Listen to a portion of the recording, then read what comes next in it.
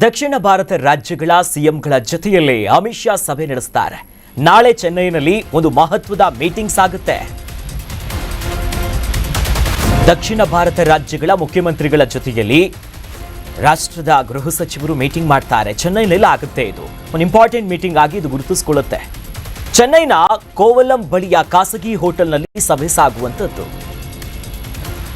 ದಕ್ಷಿಣ ಭಾರತದ ಎಲ್ಲ ಮುಖ್ಯಮಂತ್ರಿಗಳು ಕೂಡ ಇದರಲ್ಲಿ ಭಾಗಿಯಾಗ್ತಾರೆ.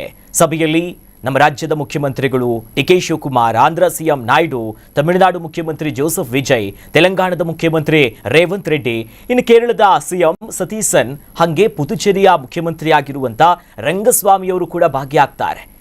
ದಕ್ಷಿಣ ಭಾರತದ ರಾಜ್ಯಗಳ ನಡುವಿನ ಸಮಸ್ಯೆಗಳ ಬಗ್ಗೆ ಇಲ್ಲಿ ಚರ್ಚೆ ಆಗೋ ಸಾಧ್ಯತೆ ಇದೆ.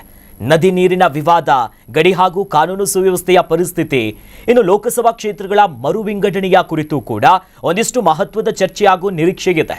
ಕರ್ನಾಟಕ ತಮಿಳುನಾಡು ನಡುವೆ ಈ ಕಾವೇರಿ ವಿವಾದ ಏನಿದೆಯಲ್ಲ, ಈ ಬಗ್ಗೆನೂ ಕೂಡ ಮಾತುಕತೆಯಾಗೋ ಚಾನ್ಸಸ್ ಇದ್ದು, ಇದರ ನಡುವೆ ಈ ವಿವಾದ ಇರೋ ಸಂದರ್ಭದಲ್ಲೇ ಡಿ.ಕೆ. ಶಿವಕುಮಾರ್ ಮತ್ತು ತಮಿಳುನಾಡಿನ ಮುಖ್ಯಮಂತ್ರಿ ವಿಜಯ್ ಮುಖಾಮುಖಿಯಾಗಲಿದ್ದಾರೆ ನಾಳೆಯ ಮಹತ್ವದ ಸಭೆಯಲ್ಲಿ.